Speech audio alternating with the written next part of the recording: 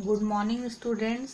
आज हम देखेंगे दिए गए संख्या को p बटे q के रूप में व्यक्त करना, जहाँ p और q पूर्णांक है तथा q जो है वो 0 नहीं है।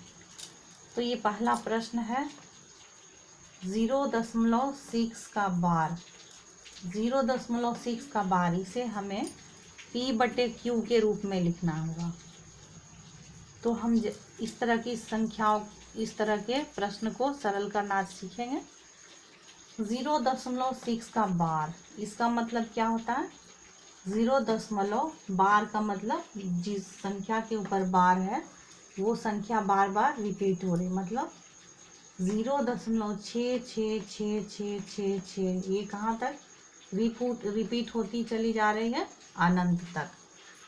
तो जो प्रश्न दिया हुआ है मतलब कि 0.6 का बार, हम इसे मान लेंगे, माना x इज इक्वल टू 0.6 का बार, और x बराबर 0.6 का बार को हम लिख सकते हैं 0.6 का बार, मतलब 6 रिपीट हो रहा है, 0.66666 अनंत तक। ये किस प्रकार की संख्या है? अशांत आवर्ती संख्या, मतलब कि जो संख्या एक ऐसा दशमलव संख्या जिसमें एक निश्चित संख्या एक बार बार दिए हुए क्रम में रिपीट होती है। ठीक है, तो अब हम क्या करेंगे, दोनों ओर एक समीकरण है x बराबर 0.6666, इसमें दोनों ओर हम 10 से गुना करेंगे।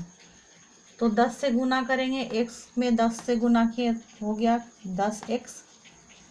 अब इसे जब हम 10 से गुना करेंगे तो ये दशमलव हटकर यहाँ आ जाएगी, मतलब कि संख्या मेरा हो जाएगा 6.6666, ये कहाँ तक जाएगी? अनंत तक। अगर ये चीज़ आपको क्लियर नहीं हो रहा है तो इसके लिए आपको दशमलव का गुना देखना होगा।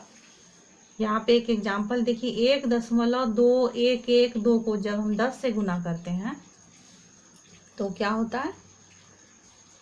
बिना दशमलव के पहले गुना कर लीजिए। बिना दशमलव के गुना करने पर हमारा परिणाम आता है 121120। ठीक है, अब देखिए दशमलव के बाद कितने अंक है? दशमलव के बाद 1 2 3 4, 4 अंक है। तो हम पीछे से काउंट करते हुए 4 अंक के बाद दशमलव बताएंगे, 1 2 3 4।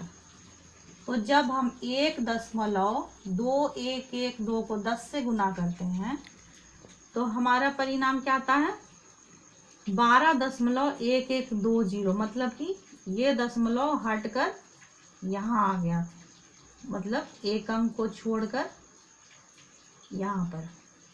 उसी तरह से अगर हम 1.2112 को जब एक पर 2 शून्य वाले अंक मतलब कि 100 से गुना करते हैं तो ये दशमलव जितने शून्य हैं उतना ही अंक को छोड़कर दाहिनी ओर आ जाएगा, मतलब कि यहाँ पर 2 अंक 2 शून्य हैं तो ये 2 अंक 2 और 1 को छोड़कर यहाँ आ जाएगा, मतलब कि इसका परिणाम होगा 121.12। अगर हम एक पर 3 शून्य वाले संख्या मतलब 1000 से अगर इस दशमलव संख्या को गुना करते हैं तो ये दशमलव 3 अंक छोड़कर दाहिनी ओर आ जाएगा, मतलब कि 1 2 3, इस 3 संख्या के बाद दशमलव यहाँ आएगा, मतलब हमारा परिणाम होगा 1 2 1 1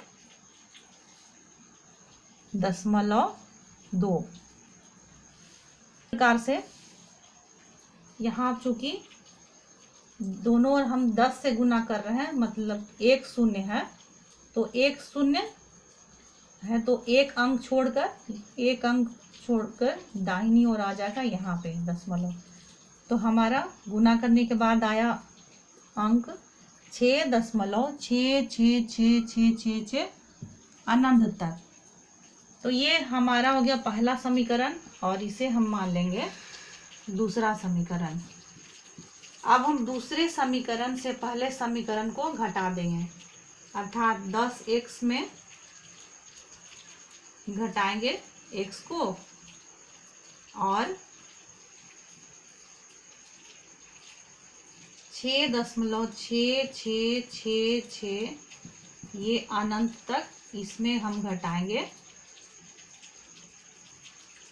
0.6666 ये अनंत तक।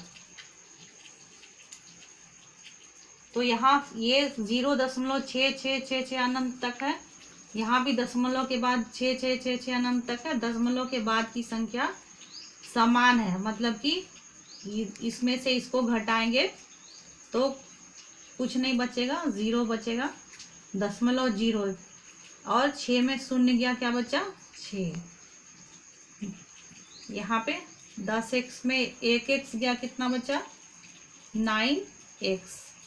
9x बराबर 6.0, दशमलव के बाद 0 का कोई वैल्यू नहीं होता है, मतलब 9x बराबर 6। अब 9 दाहिनी ओर आके 6 के नीचे भाग लग जाएगा, x बराबर क्या हो जाएगा 6/9। इसे काट दीजिए, 3 दूनी 6, 3 तिया 9। x का मान क्या आ गया 2/3 और x को हमने क्या माना था 0.6 का बार, और जिसे हमें p/q के रूप में लिखना था। तो 0.6 का बार बराबर 2/3 आ गया, p/q के रूप में आ गया, और q यहाँ पे क्या है 3, जो कि 0 नहीं है। तो यही हमारा आंसर हो गया। आपको एक बहुत ही इम्पोर्टेंट बात बता दूं, हमें यहाँ गुना करते समय कौन सी संख्या से गुना करना है इसका हमें ध्यान रखना होगा। जैसे कि यहाँ पे एक संख्या रिपीट हो रही है, 6 बार रिपीट हो रही है, तो हम एक पर शून्य बैठाकर दोनों ओर गुना करेंगे। इधर भी 10 से गुना किए, इधर भी 10 से गुना किए।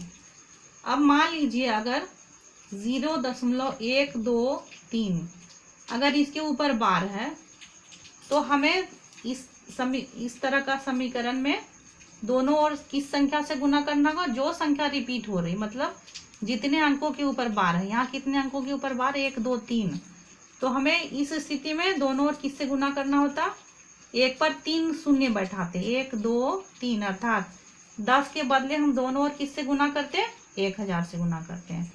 तो अगले प्रश्न में भी हम इस चीज का ध्यान रखेंगे। अगला प्रश्न है 0.47 के ऊपर बार। इस संख्या को हमें p/q के रूप में लिखना है। तो हम प्रश्न को मान लेंगे x = 0.47 इसके ऊपर बार।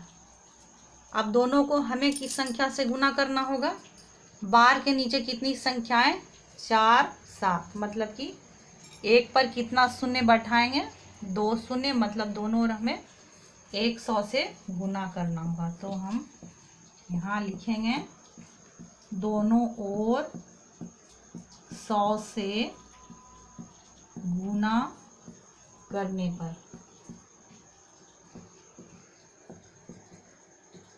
100 से गुना कीजिए, 100 गुना x क्या हो जाएगा 100x, और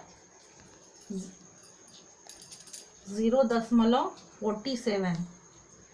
तो यहाँ पे 100 में कितने शून्य है 2 शून्य है, तो ये 47.4747 ये कितना तक आ जाएगा अनंत तक, मतलब कि 47.47 का बार। ये हो गया दूसरा समीकरण और ये हो गया पहला समीकरण। अब दूसरे समीकरण से हम पहले समीकरण को घटा देंगे। घटाइए, 100x में x घटाइए, 100x माइनस x बराबर क्या हो जाएगा 47.47 का बार माइनस 0.47 का बार। तो देखिए यहाँ दशमलव के बाद दोनों में समान अंक है, मतलब कि दशमलव के बाद अगर हम इसको घटाएंगे 47.47 का बार माइनस 0.47 का बार, ये दोनों समान है, कैंसिल हो जाएगा, यहाँ पे कुछ नहीं बचेगा। यहाँ क्या बच गया 47। 100x में 1x गया, कितना बचा 99। 99x बराबर 47, तो x बराबर क्या हो जाएगा 47 और 99 यहाँ दाहिनी ओर आगे 47 में भाग लग जाएगा, यही आंसर हो गया। अब अगला प्रश्न है 0.001, जिसमें कितनी संख्या के ऊपर बार है 1 2 3, 3 संख्याओं के ऊपर बार है। इस संख्या को हमें P/Q के रूप में लिखना है। तो हम प्रश्न को मान लेंगे x इज इक्वल टू 0.001 के ऊपर बार। अब बार के नीचे कितनी संख्याएं 3 संख्याएं। इस संख्या को हम किस तरह से लिख सकते हैं 0. कौन सी संख्या रिपीट होगी बार बार 001, फिर 001, फिर 001, 001, ये कहाँ तक जा रही है अनंत तक जा रही है। अब इस समीकरण को हम मान लेंगे 1। अब बार के नीचे कितनी संख्याएं हैं 1 2 3, तो इस समीकरण में हमें किस संख्या से दोनों ओर गुना करना होगा। एक पर कितना शून्य बैठाएंगे 1 2 3, मतलब कि हमें दोनों ओर कितना से गुना करना होगा 1000 से। तो लिखेंगे हम यहाँ पे दोनों ओर 1000 से गुना करने पर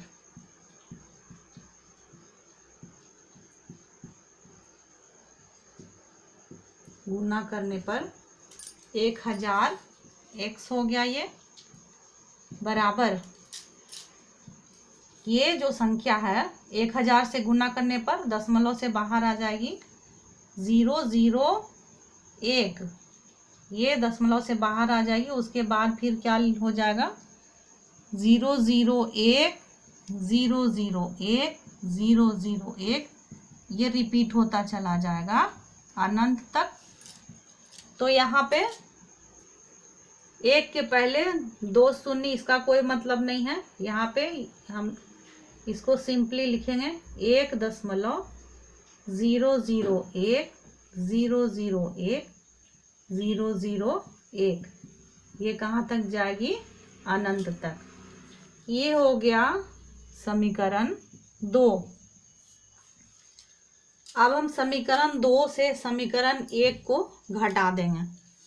तो यहाँ भी x है, यहाँ भी x है, और यहाँ पे x के बगल में 1000 है, यहाँ पे क्या है 1 है। 1000 में 1 घटाएं कितना बचेगा 999x बराबर, यहाँ दशमलव के पहले क्या है 1 और यहाँ दशमलव के पहले क्या है 0, तो 1 में 0 गया, क्या बचा 1।